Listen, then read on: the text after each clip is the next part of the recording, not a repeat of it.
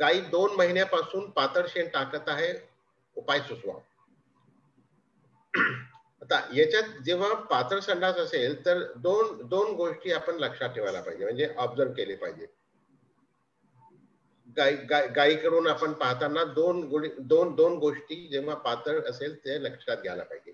Number 1, अगदी पातळ आहे का पाण्यासारखी, आणि नंबर 2, दिवसात किती वेळ होतोय, म्हणजे वारंवार होतोय का, हे एक झाले. नंतर दुसरा याच्यात महत्वाचा जे एक प्रश्न असते की एका टायमाला जेव्हा शेण करते त्यावेळी भरपूर शेण होतंय का फक्त थोडासा शेण निघतोय. म्हणजे कसं आहे की दिवसात 7-8 किंवा 10 वेळी शेण करणार आणि दर वेळेला कमी कमी शेण आहे, किंवा फक्त दिवसात 3 किंवा 4 वेळ होते पण एकदा झाली की भरपूर निघतो आणि अगदी पातळ असतो. ही दोन गोष्टी आपण थोडीशी ऑब्झर्व केली पाहिजे. पातळ जे शेण आहे त्याचे दोन कारणे असू शकतात. पहिलं कारण असं आहे की की जे पाणी आहे, कारण की आतड्यामधून जेव्हा आपण जे काही खाद्य देतोय ते जेव्हा आतड्यामध्ये येणार त्यावेळी त्याच्यात भरपूर पाणी मिसळलेलं असतं. पण नंतरच्या आतड्यात गेल्यानंतर ते सगळं पाणी परत बॉडीमध्ये जाणार, परत गायी ऍब्झॉर्ब करून घेणार, आणि मग म्हणून आपल्याला जे शेण दिसतंय ते शेणात जास्त काही पाणी राहत नाही. तर काही आजार असे असतात की ज्याच्यात हे पाणीचा ऍब्सॉर्प्शन बरोबर होत नाही, म्हणजे पाणी परत जे जायला पाहिजे अंगात ते जात नाही आणि शेणातच राहतो, आणि म्हणून आपल्याला जे शेण बाहेर दिसते ते शेण पातळ असते. आणि हे मग असं जर असेल तर वारंवार शेण होणार आणि शेण अगदी पातळ आणि पाईप सारखा होणार. जेव्हा करेल त्यावेळी असा भक्कम असा पाण्यासारखा शेण बाहेर येईल. हा जर आजार असेल तर एक एक आजार पण आहे ज्याला पॅराट्युबरकुलोसिस आम्ही म्हणतो. जसं टीबी आहे त्याच्यासारखा एक अजून आजार आहे आतड्याचा, त्याला आम्ही पॅराट्युबरकुलोसिस म्हणतो. आणि पॅराट्युबरकुलोसिसला तसा काही ट्रीटमेंट नाही. आणि जसं आपलं म्हणणं आहे की 2 महिन्यापासून होतोय, तर आपण एक काम असं करा की आपण शेण तपासून घ्या अगोदर. काही काही पोटातले काही जंत वगैरे आहे का ते बघायला. कारण की मला मला माहित आहे की तुमचे जे कोणी डॉक्टर असेल त्यांनी जंताची औषध दिलेली असेल, पण जे जंताची औषध दिली ते तपासून दिलेली आहे का, आणि जे जंत जर असेल तर त्या जंतासाठी लागणारी औषध आहे का ते बघणं आवश्यक आहे. म्हणून आपण एक कुठल्या तरी नजीकची जी लॅबोरेटरी आहे, आपण कुठे माळशिरस जिल्हा सातारा, म्हणजे तुम्हाला इवन नजीकचं तुमचं जे पॉलिक्लिनिक आहे तिथे सुद्धा जाता येईल. आणि सगळ्या जे पॉलिक्लिनिक, डिस्ट्रिक्ट पॉलिक्लिनिक आहे किंवा तालुक्यातले जे पॉलिक्लिनिक, त्याच्याकडे अगदी मायक्रोस्कोप तर असतेच.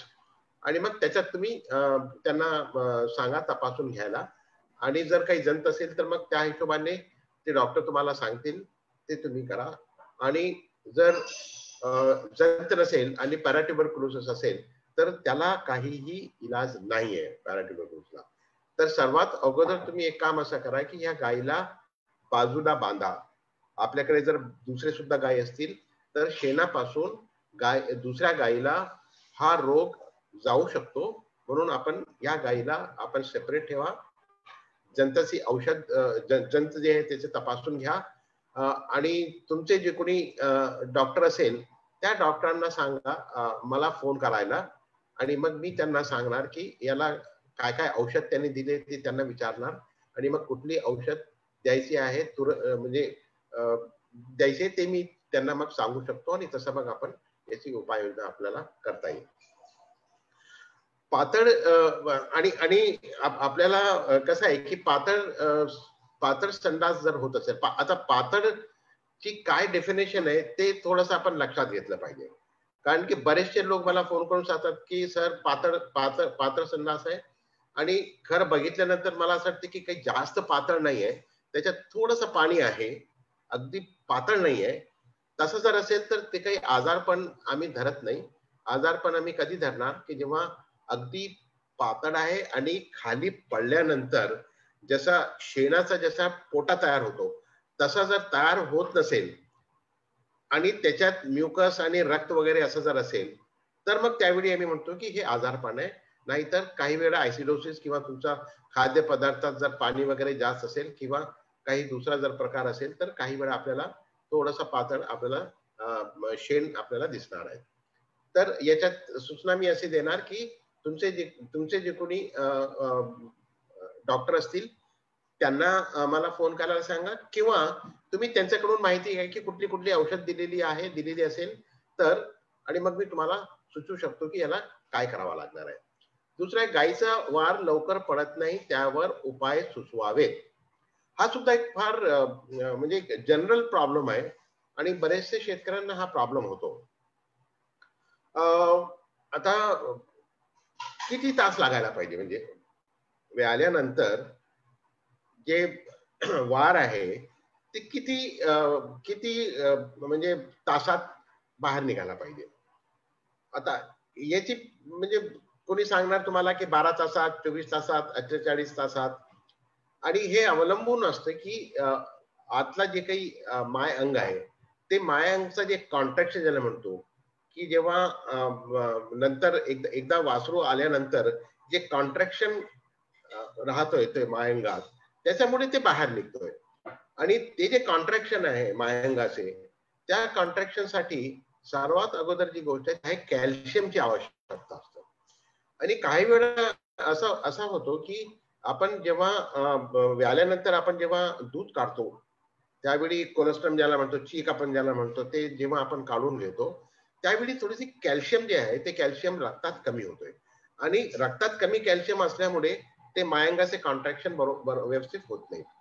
तर थोडासा एक एक एक उपाय मी सगळ्यांना सुचवू शकतो, आणि हे मला वाटतं की इव्हन दुधासाठी सुद्धा हा चांगला उपाय आहे, की कारण की जेव्हा चीक निघतोय त्या चीक मध्ये कॅल्शियम भरपूर असतोय, आणि ते कॅल्शियम अंगातूनच कॅल्शियम येतोय. म्हणून व्यायाल्यानंतर आपण जर एक कॅल्शियमचा डोस दिला, म्हणजे 200 ml किंवा 300 ml बाजारात भरपूर असे कॅल्शियमचे जेल उपलब्ध आहेत, आणि ते जेल आपण घेऊन जर व्यायाल्यानंतर आपण जर लगेच ती कॅल्शियमची 1 किंवा 2 डोसेस जर दिली तर ती कॅल्शियमची जी कमतरता आहे ती कमतरता कमी होणार. आणि त्याचा दुसरा असा फायदा होतो की मिल्क फीवर किंवा बाकीचे जे काही आजारपण आहे जे व्यायाल्यानंतर कॅल्शियममुळे होणार आहे ते सुद्धा कमी होतात. म्हणून एक उपाय असा आहे की आपण एक ठरवून घ्या की गाय व्यायाल्यानंतर आपण त्याला एक कॅल्शियमचा जेलची एक बॉटल जी आहे ते एक बॉटल आपण 4 ते 6 तासात आपण देणार. जसं बरेचसे शेतकरी देतात, गुळ आहे, नंतर मेथी आहे, बाकीचे काही लाडू वगैरे करून जे देतात, तसंच एक अशी स्ट्रॅटेजी आपण ठरवून घ्यायला पाहिजे की आपण व्यायाल्यानंतर आपण कॅल्शियम पाजणार. आणि हा कॅल्शियम जर नॉर्मल असेल तर वार नक्की बाहेर येणार. दुसरा प्रकार असा आहे की काही काही वेळात आजार जर असेल तर मग ती जी प्लॅझेंटा आहे ज्याला आम्ही म्हणतो, ते प्लॅझेंटा तिथे अडकलेली असते आणि ते म्हणून ते बाहेर निघत नाही, आणि कितीही कष्ट गायीने केल्यानंतर सुद्धा ते वार बाहेर येणार नाही. आणि मग काही वेळा लोक त्याला बाहेर म्हणजे खिचून काढायचा प्रयत्न करतात. तर माझी विनंती असेल की हे कृपा करून करू नका, कारण की परदेशात सुद्धा जे वार जर निघत नसेल, ज्याला मी रिटेन्शन ऑफ प्लॅझेंटा म्हणतो किंवा आरोपी म्हणतो, त्याला हात घालून लोक बाहेर काढत नाही, डॉक्टर बाहेर काढत नाही, ते तसंच ठेवतात. आणि काही वेळा आपण त्याला काही वजन वगैरे, कारण की पूर्ण भाग निघत नाही पण काही भाग बाहेर निघतोय, त्या भागाला जर आपण काही वजन वगैरे लोक करतात, शेतकरी करतात, ते करून जे काही भाग निघत असेल ते ते ठीक आहे. बाकीचं आपण हात घालून आपण असं उडकून काढायचा किंवा स्वतः किंवा डॉक्टरकडून उडकून काढायचा आपण प्रयत्न करू नका, कारण की तसं करताना मायंगाला भरपूर जखम होतो. आणि मायंगाला जर जखम झाली तर त्याची जी इन्व्होल्युशन 30 दिवसात ती नॉर्मल साईजला यायला पाहिजे, तर नॉर्मल साईजला येत नाही. आणि नंतर आपण हात घातल्यामुळे एकतर आपल्याला सुद्धा त्या आजारपणाचा त्रास होऊ शकतो, आणि नंतर मेट्रायटिस वगैरे नंतर होऊ शकतो. दुसरा असा याच्यात काही इंजेक्शन उपलब्ध आहे, ते इंजेक्शन सुद्धा देता येईल. आणि ते एरगट सारखे जे इंजेक्शन आहे, मेथार्जिन वगैरे इंजेक्शन, कारण की मी चित्रेमध्ये कन्सल्टिंग करताना एक गोष्ट मी एक स्ट्रॅटेजी म्हणून तिथे केली होती की व्यायाल्यानंतर एक मेथार्जिनचे इंजेक्शन मी द्यायचे, आणि नंतर एक अँटीबायोटिकचं इंजेक्शन द्यायचं 3 दिवसासाठी, किंवा लार्ज ऍक्टिंग एक अँटीबायोटिकचं इंजेक्शन द्यायचा. हे पर्टिक्युलरली जे काही डॉक्टर्स असतील त्यांच्यासाठी हे उपयोगी पडेल, की एक अशी स्ट्रॅटेजी मी ठेवली होती की मिथार्जिन इंजेक्शन आहे. मिथार्जिन इंजेक्शनमुळे फायदा असा होतो की आतली जे ब्लिडिंग आहे ते ब्लिडिंग थांबते. आणि हे मेथार्जिन एर्गटमाइन सारखे औषध आहे, म्हणून हे युटरसला कॉन्ट्रॅक्शन करते आणि मग हा जार वगैरे बाहेर पडतो. आतले जे काही एक्झुडेट आहे ते सुद्धा बाहेर पडणार आणि इन्व्होल्युशन नंतर होतो. ही स्ट्रॅटेजी ठेवल्यानंतर त्या फार्म मध्ये आणि बाहेर सुद्धा बरेचसे मेट्रायटिसचे जे प्रॉब्लेम्स नंतरचे ते कमी झाले होते. तर याचे दोन दोन उपाय मी आपल्याला सांगितले, की एक उपाय तर असा आहे की आपण कॅल्शियम वगैरे जे आहे व्याल्यानंतर आपण ओरल जे जेल उपलब्ध आहे बाजारात ते एक द्यावे आपण. आणि आणि दुसरा आपण त्याला काढू नये. त्याचा काही काही त्रास होत नाही, कारण की काही काळानंतर ते जे सर्व्हिक्सचं जे काही सर्व्हिक्स आहे युट्रसचा ते क्लोज होतो. आतली जे एन्व्हायरमेंट आहे ऍनरोबिक असतं आणि ते बाहेर निघून जाणार. आपण हात घातल्यानंतर ते कॉन्टॅमिनेशन होतो. म्हणजे फक्त आजारपण जर असेल तरच मग ब्रुसेला वगैरे किंवा बाकीचे जे काही इन्फेक्शन आहे ते जर असले तरच प्रॉब्लेम होतो, नाहीतर प्रॉब्लेम कधीही होत नाही. आणि हा जर प्रॉब्लेम आपल्याकडे वारंवार होत असेल, आपल्याकडे जास्त गायी आहे आणि सगळ्या गायीला हा प्रॉब्लेम जर होत असेल, तर आपण कृपया करून एकदा रक्त तपासून घ्या. आणि रक्त तपासणी करताना कॅल्शियम आणि फॉस्फरस हे आणि मॅग्नेशियम हे 3 रक्तात किती आहे ते तपासून घ्या. आणि ते जर नॉर्मल नसेल तर मग तसा आपल्याला मिनरल मिक्सचर आपल्याला बघावं लागेल, जेणेकरून कॅल्शियम आणि फॉस्फरस लेवल आणि मॅग्नेशियम लेवल आपल्याकडे नॉर्मल होईल. तिसरा जे प्रश्न आहे, गायीचे योग्य व्यवस्थापन करून सुद्धा वार पडत नाही, त्यासाठी काय मायक्रो प्लॅनिंग हाताने काढून घ्यावी, की याचं मी आपल्याला आत्ता उत्तर दिलेलं आहे की आपण कृपा करून हाताने काढू नका. आणि जर काढायचेच असेल तर मग ते तुमच्या डॉक्टरांना सांगा, कारण की ते काढताना फार काळजीपूर्वक काढावा लागणार आहे. नाहीतर फार आत जखम होणार आणि जखम झाल्यानंतर ब्लिडिंग होणार आणि आत जर रक्त जर सांडलं तर त्याचा इन्फेक्शन होतो. आणि मग जी तुमची गाय जी व्याल्यानंतर 30 दिवसाला पहिला मास दाखवायला पाहिजे, ती 60 आणि 70 दिवसाला सुद्धा दाखवत नाही. आणि मग हे रिपीट ब्रीडर होतो आणि एंडोमेट्रायटिस वगैरे होतो. म्हणजे याचे परिणाम भरपूर आहेत. आता तिसरा, लोक बरेच मला विचारतात की बाहेर बाजारात काही हर्बल सुद्धा उपलब्ध आहे, की की जे आयुर्वेदिक किंवा हर्बल सारखे जे औषध आहे ते उपलब्ध आहे, ते आम्ही द्यावं का? आता त्याच्यात थोडस मला मला मला थोडासा त्याच्यात सायंटिफिक प्रॉब्लेम आहे. कारण की मी बरेचसे जे कंपनीज आहे त्या कंपनीजना सुद्धा मी विचारलेलं आहे की की तुमची जी औषध आहे ती औषध पाजल्यानंतर ती पोटातून रक्तात जाते का, रक्तावरून युटरसला मायांगाला जाते का, कारण की साइट ऑफ ऍक्शन युटरस आहे, तिथे जात आहे का, ते मला तुम्ही एव्हिडन्स जे असेल तुमच्याकडे जे काही डॉक्युमेंट्स असेल ते दाखवा. आणि तसा कोणी मला डॉक्युमेंट दाखवत नाही, फक्त सांगतात की दिल्यानंतर होतोय. आणि बरेचसे मी केसेस बघितले की 24 तासानंतर किंवा 36 तासानंतर सुद्धा वार पडते. दुसरा प्रॉब्लेम असा आहे की जे काही आपण वापरतोय ते प्लांट सोर्सेसचे, आणि आपल्याला माहित आहे की गाई आणि म्हशीमध्ये जे काही डायजेशन आहे त्या डायजेशन मध्ये आपण कडबाटी सारखी किंवा आपण जे शुद्धा दिल्यानंतर ते रुमेन मध्ये टोटल डायजेस्ट होतो कार्बन आणि नायट्रोजन मध्ये. मग हा आपण जे काही 50 मिलीग्राम 1 ग्राम जे काही आपण हर्बल देतोय ते हर्बचा रुमेन मध्ये काय होतोय, ते डायजेस्ट होतोय का, ते तसंच राहतोय, त्याच्यातले जे काही ऍक्टिव्ह इन्ग्रेडियंट आहे ते तसंच राहते का, हा एक मोठा प्रश्न आहे. म्हणून मी स्वतः कधीही त्याच्यावर फारसा विश्वास करत नाही. जोपर्यंत नवीन टेक्नॉलॉजी येऊन त्याला आपण जर रुमेन फर्मेंटेशनचा प्रोटेक्शन वगैरे आपण दिला तर ठीक आहे. हा, मी त्या जे औषध आहे ते औषध चांगले आहेत, पण ते औषध चांगले माणसासाठी आणि मोनोगॅस्ट्रिक साठी, कारण की तिथे थोडासा डायजेशनचा प्रोसेस वेगळा आहे. तर हा एक दुसरा आपल्याला सूचना मी आपल्याला दिलेली आहे. पण आपण आपल्याला जर एक्सपेरिमेंट करायचं असेल तर तसा आपण एक्सपेरिमेंट नक्की आपण करू शकता. आणि मग त्याचे जर रिझल्ट चांगले मिळत असेल तर आपल्याला वापरायला काही हरकत नाही.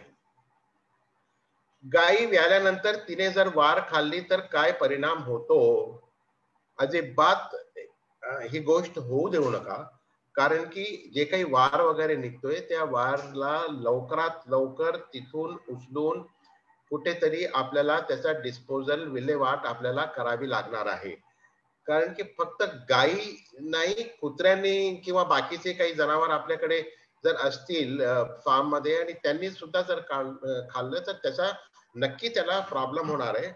आणि गायी तर अब्सोल्युटली व्हेजिटेरियन आहे, तर म्हणून हे वार चा नक्की प्रॉब्लेम होणार आहे. आणि दुसरा काही आजार पण जर असेल, ब्रुसेलोसिस आहे, टॉक्सोप्लाझ्मोसिस आहे किंवा कंपायलोबॅक्टरचा बॅक्टेरियामुळे जर एंडोमेट्रायटिस वगैरे झाला असेल आणि मायंगात त्याचे इन्फेक्शन जर असेल तर त्याचा नक्की परिणाम आपल्या जे गायीला आहे त्या गायीला होणार आहे. रिटेन्शन ऑफ प्लॅझेंटा ज्याला वार आपण सध्या जे आपण प्रश्नाचं उत्तर देतोय त्याचं एक मोठं कारण ब्रुसेलोसिस आहे.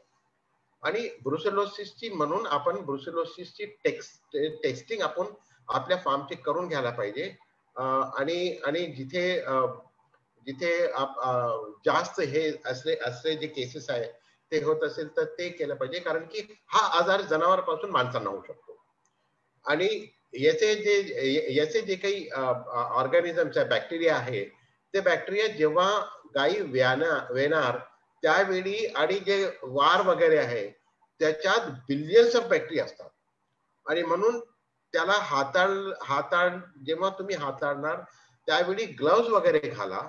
आणि ग्लव्स वगैरे घालून म्हणजे तुमचे जे काही काम करणारे कर्मचारी जरी असतील तर त्यांना सुद्धा आपण सांगायला पाहिजे की तुम्ही ग्लव्स वगैरे घाला आणि ग्लव्स वगैरे घालून त्याला उचलून त्याची विल्हेवाट करायला पाहिजे.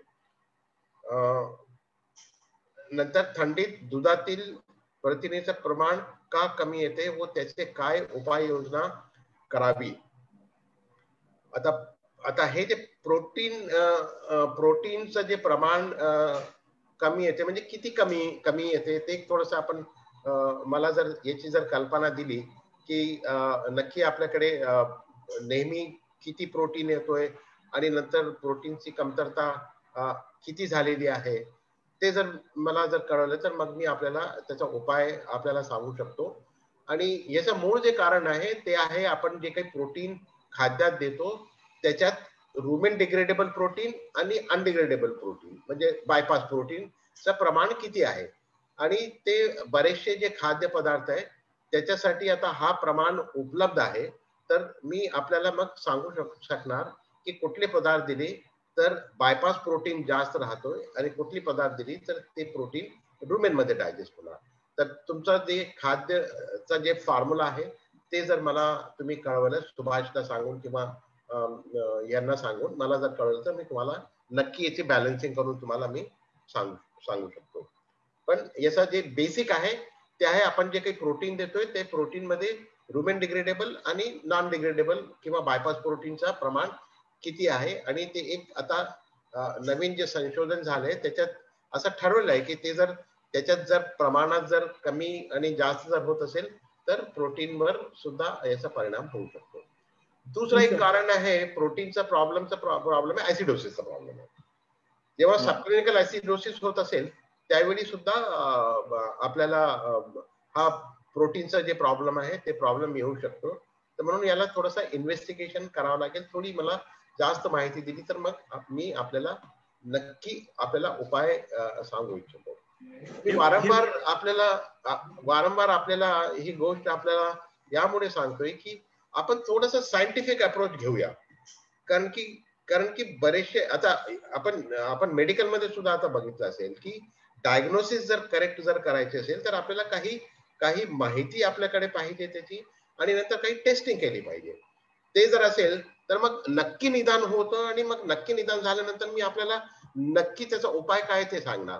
आणि नक्की निदान नाही झालं तर मग मी काय सांगणार, 4 गोष्टी सांगणार, हे करा हे करा हे करा आणि याच्यातला काहीतरी एक लागणार आहे पण त्याच्यात तुम्हाला काही जास्त फायदा होणार नाही.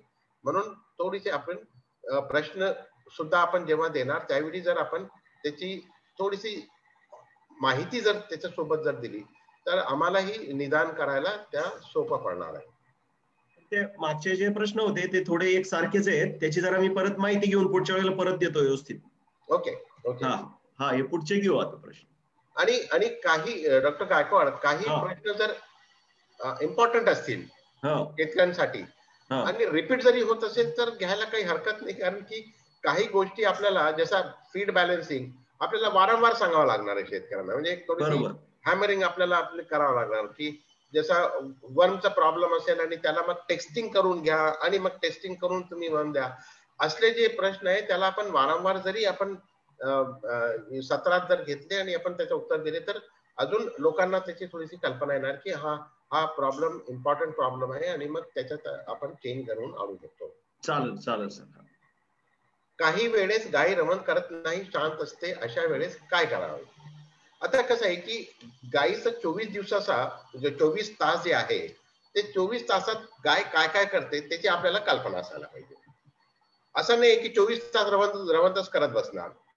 रवण करायचे काही तास असतात आणि साधारणपणे लक्षात असं आलंय की आपली जर खाद्यपदार्थ जर म्हणजे गवत त्याच्यात जास्त असेल, सायलेज असेल आणि हे जे प्रकार आपण जर जास्त आपल्या खाद्यपदार्थात जर दिलं तर मग रवण सुद्धा जास्त वेळ होतो आणि जास्तीत जास्त 8 तास ते 10 तास पर्यंत टोटल 24 तासात जर आपण बघितलं तर गाय जी आहे तर रवण याच्यात आपला टाइम घालणार आहे.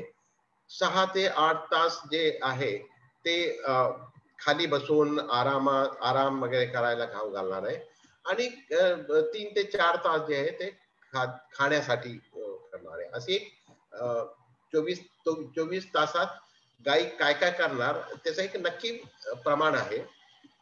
आपण एक प्रॉब्लेम आपल्याकडे असं झालेलं आहे की आपण गायींना फक्त 2 वेळा खाऊ घालतो आणि गायीची जे फिजिओलॉजी आहे, जे नॉर्मल जे आहे गायीमध्ये ते असं आहे की त्यांना सवय अशी आहे की थोडं एका वेळी थोडस खाणे आणि मग जाऊन रवण करणे आणि रवण केल्यानंतर मग परत येणे आणि मग थोडंसं खाणे, मग जाऊन रवण करणे.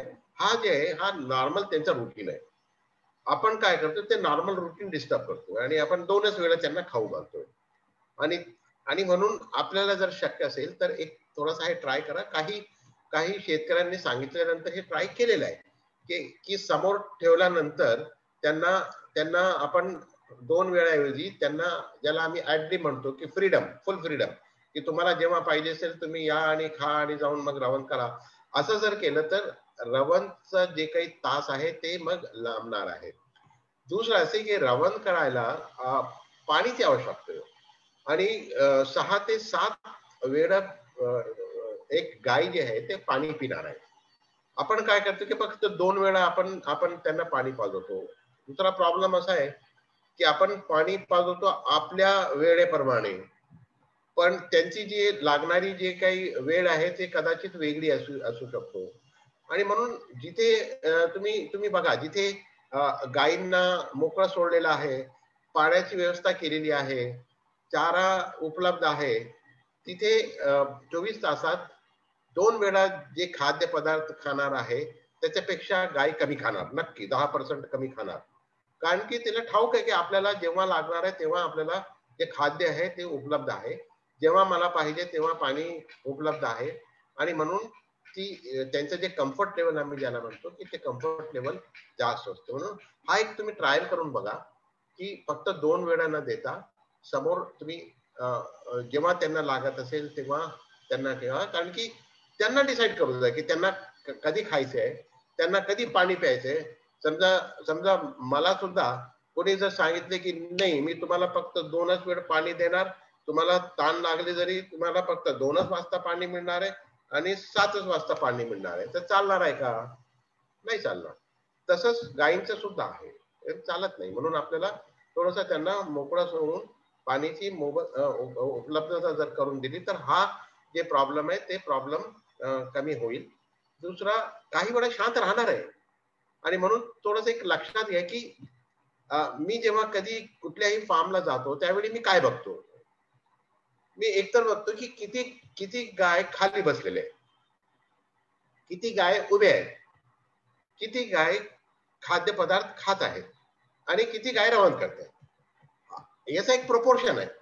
आणि ते प्रपोर्शन बघितल्यानंतर म्हणजे हा प्रमाण आहे. मला माहिती आहे की नॉर्मल गाय असेल, नॉर्मल गोटा असेल, नॉर्मल फार्म असेल तर त्याच्यात काय प्रमाण आहे ते ते मला माहिती आहे. लगेच मला कळते की इथे काय काय प्रॉब्लेम्स आहेत.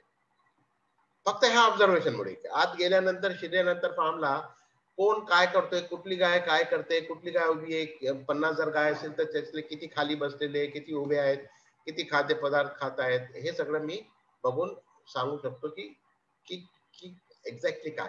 म्हणून ती सुद्धा आपण ही एक पद्धत थोडीशी आपण लक्षात ठेवून गेल्यानंतर हे सुद्धा आपण बघितलं पाहिजे की की गाय काय करते, गाय खाली बसलेली आहे का, खाली बसलेली असेल तर शांत बसलेली आहे का, शांत आणि रवण जर करत असेल तर रवण चांगल्या प्रमाणे करत असेल का, जे थुंक वगैरे जे फोम यायला पाहिजे ते फोम वगैरे दिसतंय का, खाली काही त्याची सलायवा ज्याला आपण थूक वगैरे म्हणतो ते खाली पडत आहे का, हे सगळं आपण जर लक्षात ठेवलं. शेण कसं आहे, शेण जेव्हा करते त्यावेळी शेण पडल्यानंतर त्याचे काही छिटे उघड येत आहेत का, खाली गेल्यानंतर पटकन फक्त जमिनीतच राहतंय, इकडे तिकडे पसरत नाही.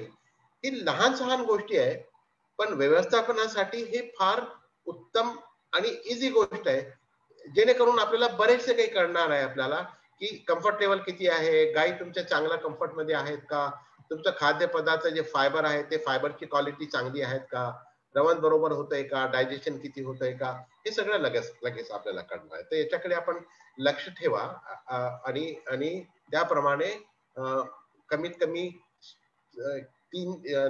7 ते 8 तास जर रवण करत असेल तर शांत पिरियड सुद्धा असणार, त्याला आपल्याला काहीही करायची आवश्यकता नाही.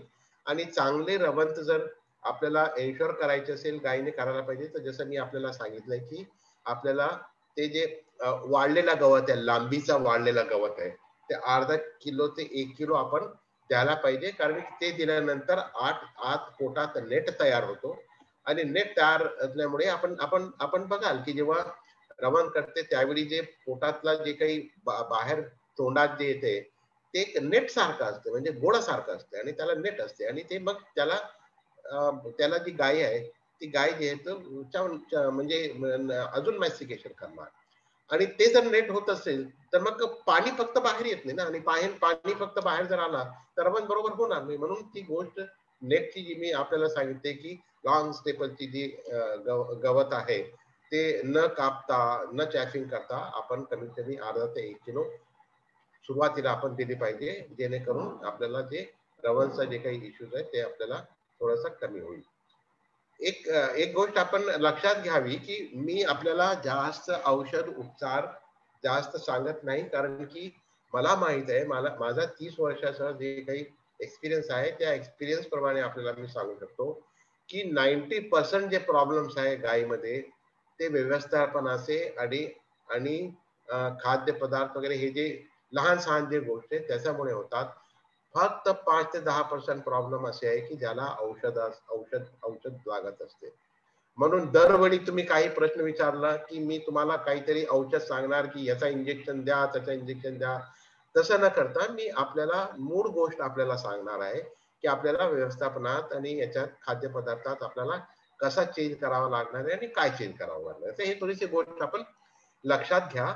आणि डॉक्टरांना जेव्हा मला सांगायचे असेल त्यावेळी मी त्यांना सांगणार की याच्यातलं काही जर औषध उपचार जर करायचे असेल तर कुठले औषध उपचार आपण केले पाहिजे, कारण की जास्त आपण जर औषध दिली तर ते सगळे औषध दुधात येणार आणि तसं व्हायला नको, कारण की हे दूध मूळ बाळ जे आहे ते पिणार आहे. म्हणून आपण कमीत कमी औषध, तुमचा कमीत कमी नुकसान आणि जास्तीत जास्त तुमचा फायदा व्हायला पाहिजे, ते समोर ठेवून मी आपले प्रश्नाचे उत्तर देतोय.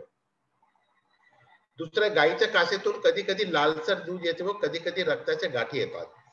जेव्हा फक्त लालसर दूध असेल आणि रक्ताची फक्त गाठी येत असेल तर काहीतरी आत ब्लिडिंगचा पॉइंट आहे.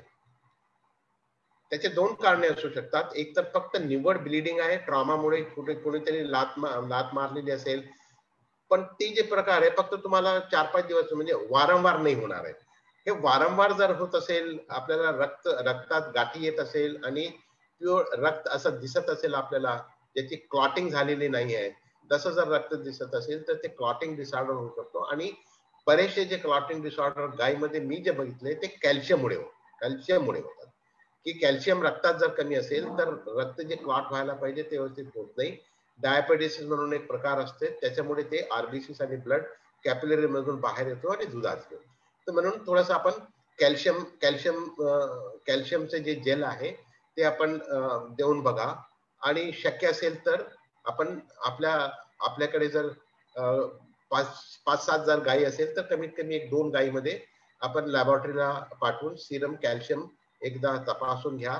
याला फक्त काय तुम्हाला 60 रुपये किंवा 100 रुपये लागत असतील, पण तुम्हाला नक्की होणार आहे की खरंच माझ्याकडे कॅल्शियमचा प्रॉब्लेम आहे आणि मग मी कॅल्शियम ओरल जेल दिलं किंवा इंजेक्शन दिलं तर त्याचा फायदा होणार आहे. उगीच 200 रुपयाचे औषध देणे आणि निदान न होणे हे काही बरोबर नाहीये. म्हणून आपण आता लॅबोरेटरीज वगैरे आहे उपलब्ध, तर त्याचा फायदा आपण करून घेतला पाहिजे.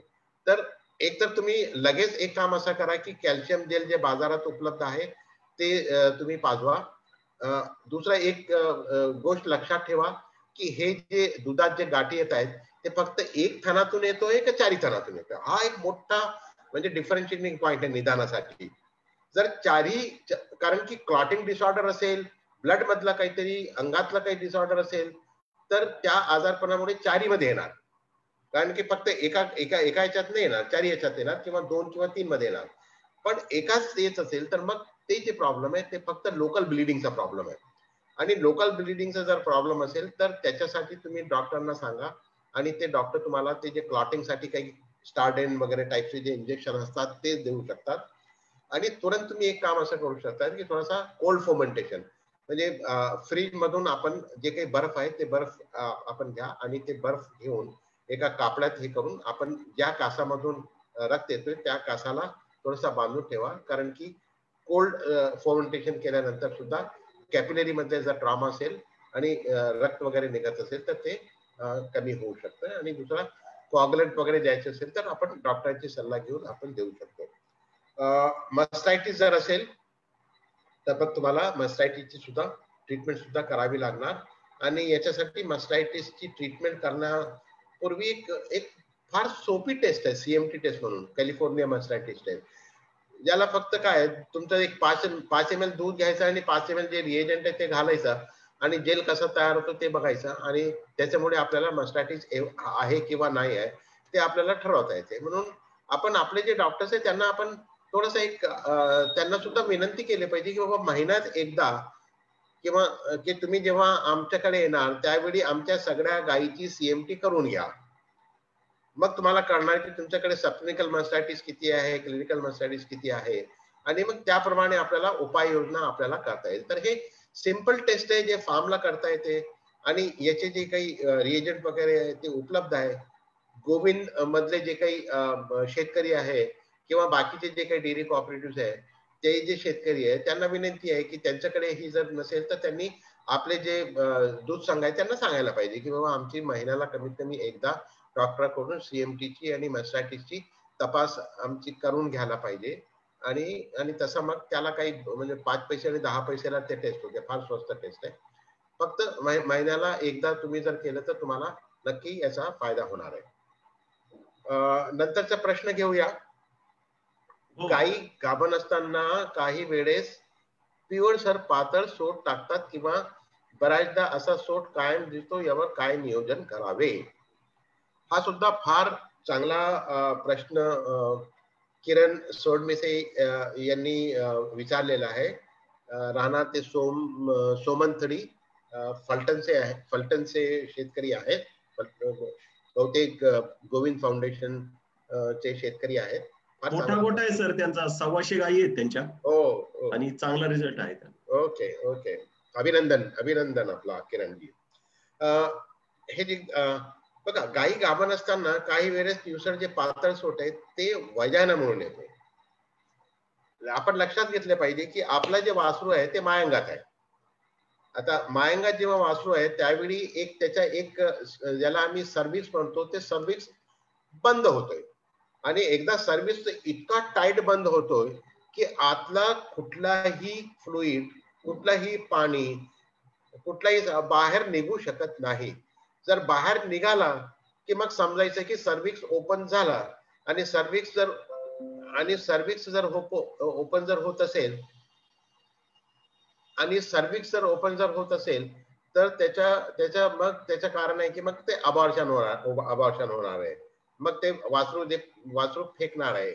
आणि तसं जर होत नसेल, फक्त प्युअर पाणी जर येत असेल तर ते बहुतेक वजायनल डिस्चार्ज आहे, ते मायंगातल्या बाहेरचा डिस्चार्ज आहे.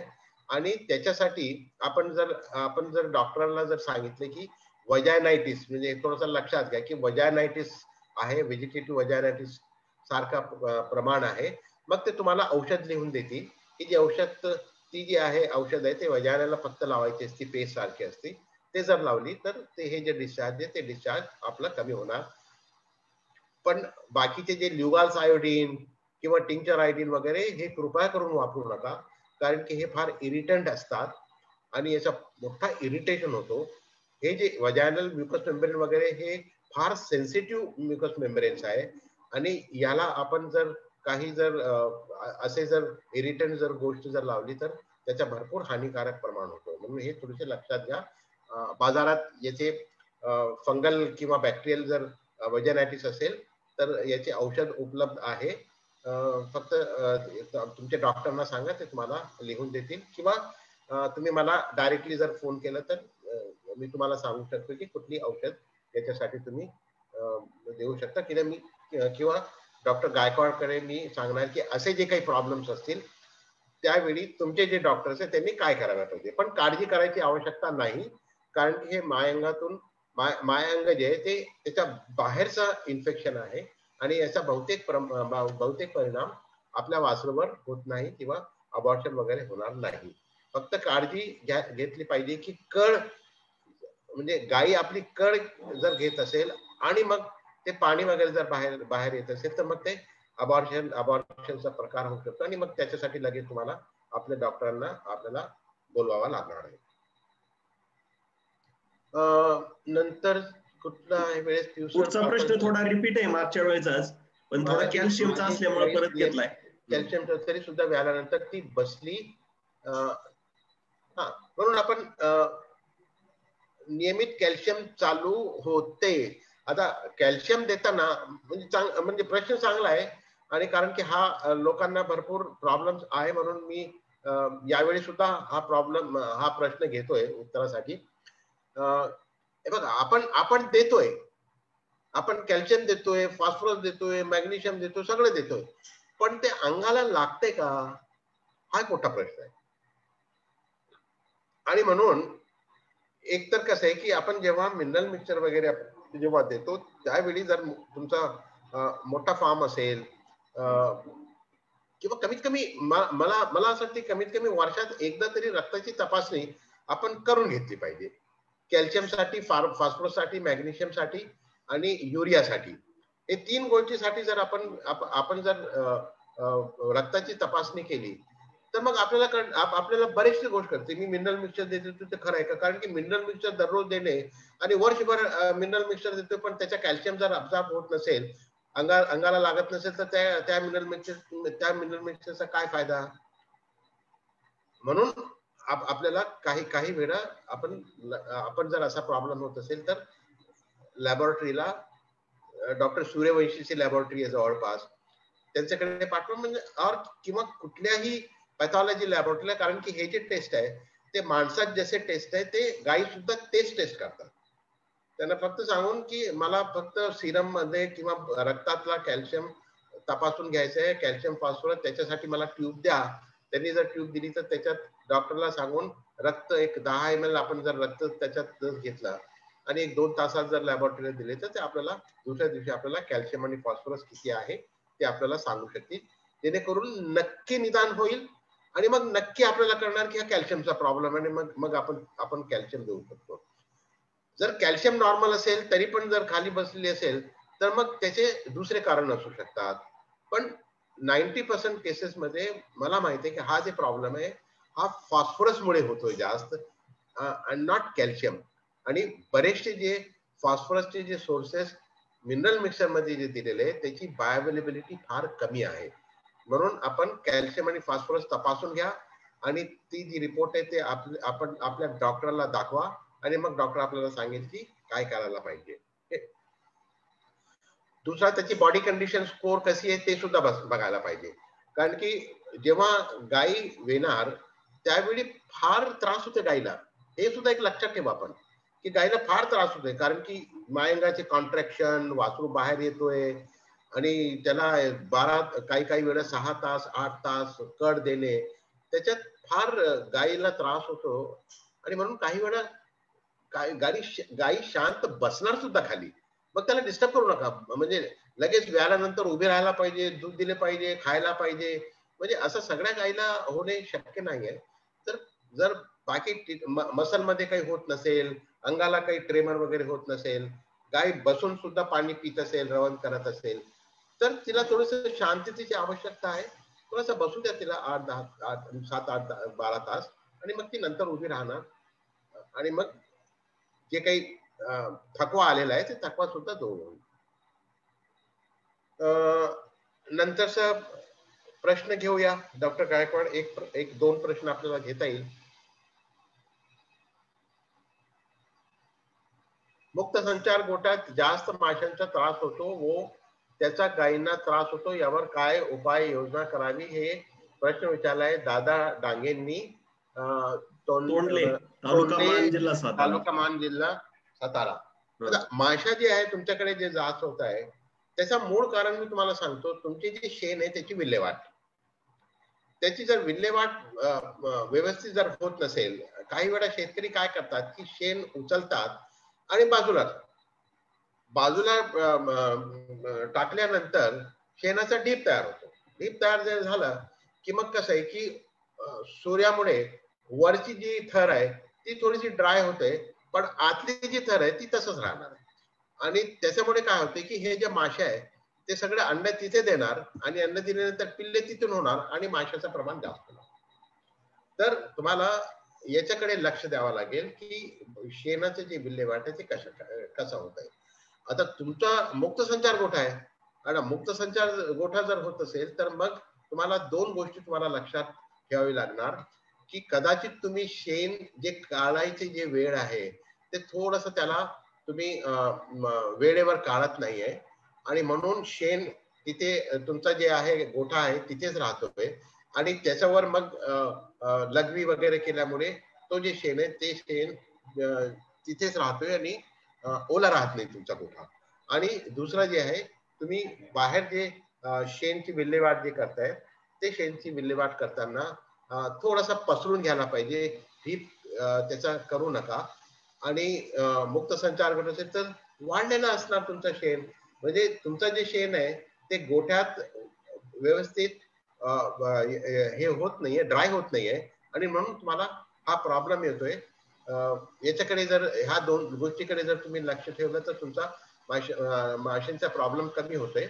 आता बाजारात काही टेप आणि रोप सारखे जे रस्सी सारखे सुद्धा उपलब्ध आहे, आणि त्याच्यावर काही त्यांनी केमिकल्स वगैरे हे केलेलं असतं, पेंट केलेलं असतं, आणि त्याचा जर आपण जर वापर केला आणि त्याच्यात एक ट्रॅप असतं, गम सारखा ट्रॅप असतो, आणि त्याच्यावर जर माशी जर बसली तर ती माशी ट्रॅप होतो, आणि ते जे काही अँटी त्याच्यातलं जे केमिकल आहे त्याच्यामुळे माशा मरतात सुद्धा. तर मग त्याचाही आपल्याला वापर करता येईल, जेणेकरून तुरंत आपला हे जे प्रॉब्लेम आहे ते प्रॉब्लेम कमी, माशांचा प्रॉब्लेम कमी होईल. आणि मग नंतर साठी म्हणजे प्रिव्हेन्शन साठी, कंट्रोल साठी तुम्हाला जसं मी सांगितलं शेण जे आहे त्याची व्यवस्थापनाकडे तुम्ही थोडंसं लक्ष द्या, ते ड्राय असली पाहिजे. त्यांची सर गोठ्यातली जागा आहे ना ती फार कमी आहे, आणि कमी जागेत जवळजवळ 100-150 स्क्वेअर फूट एवढी जागा दिली आहे, त्यामुळे थोडस दलदल झाल्यासारखंच झालंय. मुक्त संचार जरी असला ना तरी जागा कमी दिली आहे त्यांनी, त्यामुळं अशी त्यांची परिस्थिती आहे तिथली थोडी. एक सुद्धा म्हणजे याच्यावर बरेचसे संशोधन झालेलं आहे आणि पेपर पब्लिश झालेले आहेत. अमेरिकेत, कॅनडात, ऑस्ट्रेलिया, न्यूझीलंड वगैरे म्हणजे ह्या देशात. आणि याच्यात त्यांनी कसं म्हणजे त्या जे संशोधनात असं निघालंय की सगळ्या फार्मची एक कॅपॅसिटी असते, आणि ती कॅपॅसिटी डेन्सिटी, ज्याला आम्ही म्हणतो की डेन्सिटी जे आहे ते डेन्सिटी म्हणजे इनटेक किती आहे. आणि त्याच्यात असं आहे की समजा तुमच्याकडे जर फार्म असेल, त्या फार्मला कॅपॅसिटी 50ची असेल, आणि तिथे जर तुम्ही 60 गाई जर बांधले असेल तर तुम्हाला प्रोडक्शन 50च मिळणार. हे सिद्ध झालेलं आहे, हे सिद्ध झालेलं आहे. आपण म्हणजे कमी जागेत आपण जास्त गायी ठेवले तर आपल्याकडे जास्त उत्पादन होणार, ही डोक्यातून काढून घ्या. तसं होत नाही, कारण की त्यांना एक व्यवस्थित स्पेस पाहिजे आणि ते व्यवस्थित स्पेस आपण जर नाही दिलं तर हे सगळे प्रॉब्लेम होतात. म्हणून मग तुम्ही थोडंसं डायल्यूट आउट करा. तुमचे काही जे गायी आहेत ते बाजूला काढा, दुसऱ्या जागी बांधा. गोठ्यातले थोडंसं तुमचा 50ची जागा असेल तर 50च ठेवा, म्हणजे हे सगळे तुमचे प्रॉब्लेम कमी होईल. एक दोन शेतकरी असे आहे की मी त्यांना सांगितलं होतं की तुम्ही याच्यातले 10 जे आहे ते एक्सेस गायी आहे तुम्ही विकून टाका, तुमच्या दुधावर परिणाम होणार नाही. फार सांगितल्यानंतर त्यांनी तसं केलं आणि नंतर मला सांगितले की सर तुमचं म्हणणं बरोबर होता. मी 10 काढल्यानंतर बाकीचे गायींना व्यवस्थित खाद्य मिळाला, व्यवस्थित जागा मिळाली, आजार पण झाला नाही, म्हणून मला तितकंच उत्पादन मिळतोय जितकं उत्पादन मी पूर्वी घेत होतो. बरोबर, म्हणजे जास्त जनावर म्हणजे जास्त दूध नाहीये, त्याला त्या फॅसिलिटी पण आपल्याला देता आल्या पाहिजे. राईट, म्हणजे ती स्टॉकिंग डेन्सिटी ज्याला म्हणतो की, बरोबर, आणि ती स्टॉकिंग डेन्सिटी ठरलेली आहे आणि त्या ठरलेली डेन्सिटी प्रमाणे, आणि बऱ्याच वेळा शेतकऱ्याला स्वतःला माहित होतो की स्टॉकिंग डेन्सिटी माझी कॅपॅसिटी किती असायला पाहिजे.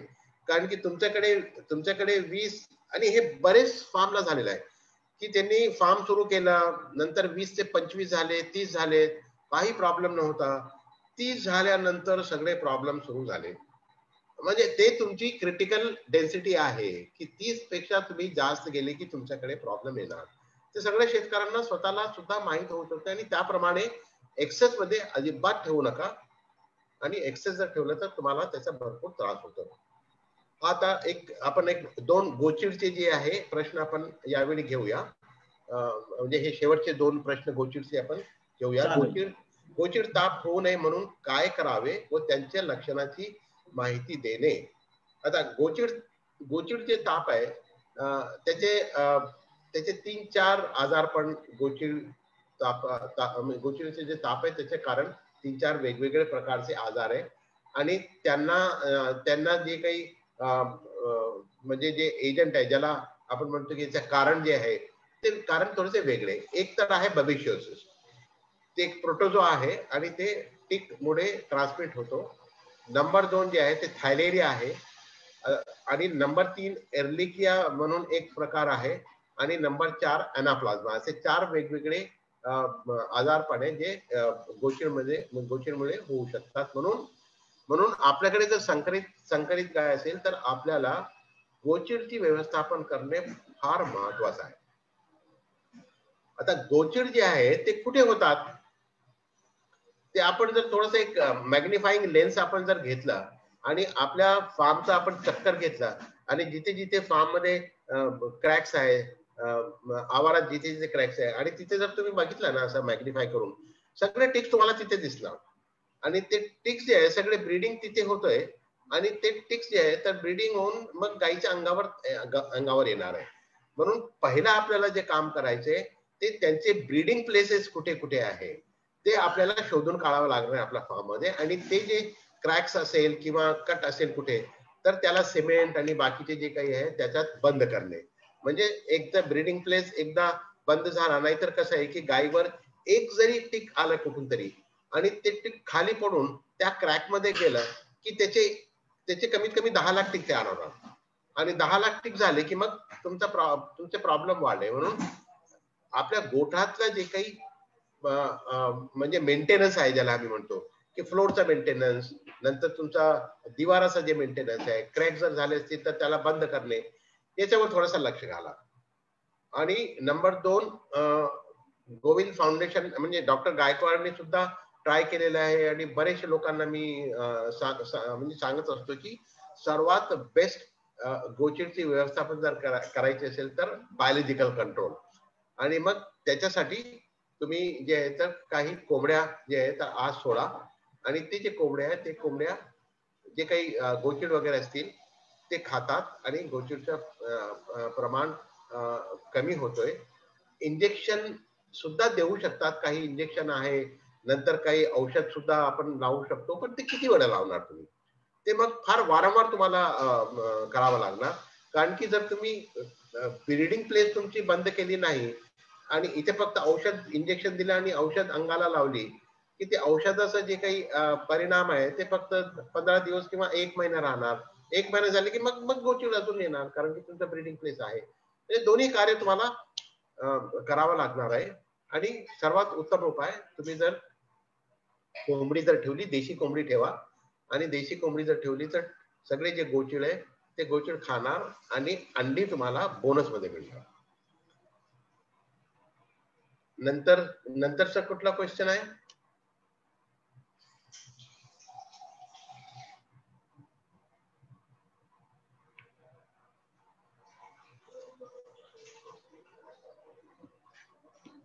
प्रश्न आहे, हा, एकच मिनिट. पुढचा प्रश्न असा आहे की गोचिड नियंत्रणासाठी काही रासायनिक औषधे लावल्यानंतर त्वचा लाल किंवा काळी होते, असे का होते व त्यावर उपाययोजना का? म्हणजे अशी काही औषध आहेत काही शेतकऱ्यांनी लावल्यात, त्यांचं म्हणणं आहे की औषध लावले तर त्वचेवर थोडं लाल किंवा काळी होते त्यावेळेपुरती. हो हो, कारण की हे सगळे जे औषध आहे हे सिंथेटिक आहे आणि सिंथेटिक औषधची अलर्जी काही काहींना होऊ शकते. आणि समजा तुम्हाला गरजच वाटली आणि तुम्ही जर हे औषध लावलं आणि तुम्हाला जर लालसरपण वगैरे जर दिसलं तर काही नाही, आपला जे अँटी हिस्टॅमिनिक एव्हिल वगैरेचे जे इंजेक्शन येतात अलर्जीचे, ते इंजेक्शन दिले तर ते कमी होते. चालेल सर. मला वाटतं आता आपण इथंच हे केलं होतं नियोजन. तर आता बऱ्यापैकी म्हणजे आपल्या प्रश्नांची अगदी मार्मिक उत्तरं आपल्याला मिळालेली आहेत यामधून. समाधानकारक उत्तरं, बेसिक उत्तरं जी आहेत ती आपल्याला याच्यामधून मिळालेली आहेत. आणि मला वाटतं जे काही सूचना आलेल्या आहेत किंवा त्या पद्धतीनं आपण थोडंसं वेळेचं आपण नियोजन करतोय, त्यामुळं एवढेच प्रश्न आपल्याला या कार्यक्रमामध्ये घेता आलेले आहेत. आणि जे काही प्रश्न असतील ते आपण मगाशी सांगितल्याप्रमाणे त्या नंबरवर पाठवा. महत्वाचे प्रश्न असतील तर महत्वाचं तसं केलं तर त्याची आपण प्राधान्याने उत्तर देऊ शकतो किंवा सरांकडे ती प्रश्न पाठवू शकतो, ते पण आपल्याशी या बाबतीत संपर्क साधू शकतील. तर असा महत्वाचा कार्यक्रम आपण आता चालू केलेला आहे. प्रश्न तुमचे, उत्तर आमचे, आणि याच्यामध्ये चांगला रिस्पॉन्स पण येतोय आणि जे पशुपालकाला पाहिजे त्या समस्यांचं डायरेक्ट निराकरण होत आहे, ही सगळ्यात महत्वाची गोष्ट आहे. कारण बऱ्याच वेळेला आपण 10 गोष्टी सांगत असतो, त्यावेळेला 2 ते 3 गोष्टी त्याच्या फार जवळच्या असतात, बाकीच्या थोड्या लांबच्या असतात. तर आता या सगळ्याच गोष्टी आपल्या जवळच्या आहेत आणि त्यामुळे त्याचा नक्कीच फायदा होतोय. तर मग आता सर समारोप काय बोलायचंय का? हा, दुसरी विनंती अशी आहे की जसं मागे सुद्धा मी सांगितलं की indiancattle.com हे जे प्लॅटफॉर्म बॉम्बे गौरक्षक ट्रस्टने सुरू केलं आहे ते सगळं आपल्यासाठी आहे. आणि याच्यात फार मोठमोठे लोक आहेत याच्यात, म्हणजे ex vice chancellors, ex directors ICAR चे, नंतर प्रॅक्टिशनर्स म्हणजे अगदी फील्डवर जाऊन डॉक्टर गायकवाड सारखे काम करणारे जे लोक आहेत, डॉक्टर शिंगल जे जे फार्मला जाऊन शेतकऱ्यांचे संपर्क करून, म्हणजे असा मिक्सचर आम्ही त्या एडिटोरियल बोर्डचा आम्ही त्या प्लॅटफॉर्मसाठी केलेला आहे. आणि त्याच्यावर आम्ही बरीचशी माहिती आम्ही तिथे देतोय. आणि म्हणून आपण सगळ्यांनी त्या प्लॅटफॉर्मचा उपयोग करून घ्यावा. आणि त्याच्यासाठी जे स्टाफ आहे indiancattle.comचा ते आपल्याला मेसेज पाठवतील आणि त्या मेसेजवर जे लिंक आहे त्या लिंकवर आपण जर क्लिक केल्यानंतर आपण जर रजिस्ट्रेशन केलं तर आपलं रजिस्ट्रेशन केल्यानंतर आपल्याला काही महत्वाची जर सूचना असतील तर तसं आपल्याला आम्ही नोटिफिकेशन वगैरे सुद्धा आम्ही पाठवू शकतो. तुम्ही वारंवार वेबसाईटवर आला तर तुम्हाला नक्की नवीन नवीन जे माहिती आहे, नवीन तंत्रज्ञान काय चाललंय ते सगळं आपल्याला मिळेल. त्याच्यात भरपूर डायरेक्टरीज दिले आहेत. समजा मी वारंवार तुम्हाला सांगतोय की लॅबोरेटरीला पाठवा, पॅराट्युबरकुलोसिस असेल तर त्याची टेस्टिंग करून घ्यायची. आता ती टेस्टिंग कोण करणार आहे? आता हे जर तुम्हाला माहित करून घ्यायचे असेल तर तुम्ही indiancattle.com वर जर आला आणि लॅबोरेटरी जी डायरेक्टरी आहे त्याच्यावर जर गेले की तुम्हाला लॅबोरेटरीची लिस्ट मिळणार आणि त्याच्यात कुठली लॅबोरेटरी कुठली टेस्ट करते, त्याचा नंबर काय आहे त्यांना, आणि मग या आजारासाठी कुठला शेण पाठवावा लागेल का रक्त पाठवावा लागेल, ती सगळी तुम्हाला हे दिलेली आहे. तुम्ही त्यांना कॉन्टॅक्ट करू शकता. म्हणजे हा ऍक्शनेबल प्लॅटफॉर्म आहे. फक्त माहिती देऊन आम्ही थांबणार नाही, तिथे तुम्हाला कुणाला कॉन्टॅक्ट करायचे, कसा कॉन्टॅक्ट करायचा, कुठला मटेरियल पाठवायचं, हे सगळी त्याच्यात माहिती दिलेली आहे. म्हणून आपण रजिस्ट्रेशन आपण त्या वेबसाईटवर आपण करावा, ही मी सगळ्यांना विनंती करत आहे. धन्यवाद सर.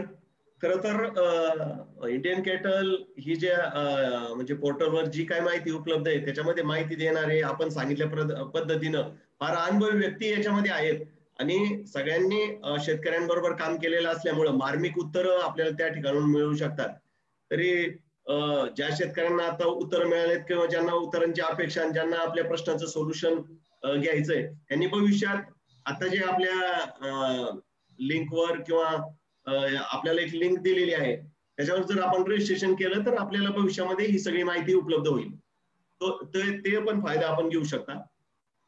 तर मग सर समारोप करूया. हा समारोप. तर आजचा जो कार्यक्रम आहे इंडियन कॅटल आणि गोविंद फाउंडेशन यांच्या वतीनं पशुवैद्यांचा पशुपालकांशी थेट संवाद हा एक इनोव्हेटिव्ह आणि महत्वपूर्ण कार्यक्रम सरांच्या माध्यमातून पुढे आला आणि नक्कीच त्याला फार चांगला प्रतिसाद लाभतोय हे आपण पाहू शकता. आता जर माझ्याकडे प्रश्नांची यादी आली तर भरपूर प्रश्न आहेत आणि त्याला मार्मिक उत्तर मिळत आहे. त्यामुळे शेतकरी पण याच्याशी जोडले गेलेले आहेत. त्यामुळे हा एक कार्यक्रम आहे आपण नक्कीच असा परत चालू ठेवू. त्याच्यात वेगवेगळे पैलू आपण जोडू शकतो जसं सरांनी आता सांगितलं. जसं डॉक्टरांसाठी खास कार्यक्रम घेता येईल वेगवेगळे असं पण आपण याच्यामध्ये करू शकतो की जेणेकरून आपल्या पशुपालकांना त्याचा जास्त फायदा होईल. तर आजच्या या कार्यक्रमाप्रसंगी आपल्याला लाभलेले वक्ते डॉक्टर अब्दुल समद सर इंडियन कॅटलचे सल्लागार हे आपल्याला उपलब्ध झाले आणि त्यांनी आपल्या अगदी सोप्या भाषेमध्ये शेतकऱ्यांना समजेल असं प्रॅक्टिकल भाषेमध्ये जी उत्तरं दिली. त्यामुळं indiancattle.com गोविंद फाउंडेशन आणि सगळ्या शेतकऱ्यांच्या वतीनं आम्ही सरांचं आभार व्यक्त करतो. तसंच indiancattle.com ची म्हणजे जी व्यवस्थापन मंडळ आहे एडिटोरियल बोर्ड असतील किंवा त्यांची जी टीम आहे काम करणारी त्यांनी पण याच्यामध्ये सहभाग दाखवला आणि महत्वपूर्ण योगदान दिलं त्यांचं पण आभार मानतो. गोविंद फाउंडेशन आहे गोविंद फाउंडेशनची टीम आहे त्यांनी पण याच्यामध्ये महत्वपूर्ण कामगिरी बजावली की जेणेकरून जास्तीत जास्त लोकांपर्यंत कशी उत्तरं जातील या प्रश्नांची त्यासाठी काम केलं त्यांचं पण आभार आहे. आणि सगळ्यात महत्वाचं की जे आपले पशुपालक आहे आज महाराष्ट्राच्या कानेकोपऱ्यातून जे जॉईन झालेले आहेत आणि बऱ्याच पशुपालकांना आता जरी जॉईन होता नाही आलं तरी आपण फेसबुक लाईव्हच्या माध्यमातून हे जे प्रश्नांची उत्तरं ही कायम आपल्यासाठी 24 तास उपलब्ध ठेवलेली आहेत. असे जे पशुपालक आहेत त्या सगळ्यांचं या कार्यक्रमामध्ये जॉईन झाले त्यांचा आभार व्यक्त करून हा कार्यक्रम आता संपला असं घोषित करतो. धन्यवाद सर. धन्यवाद.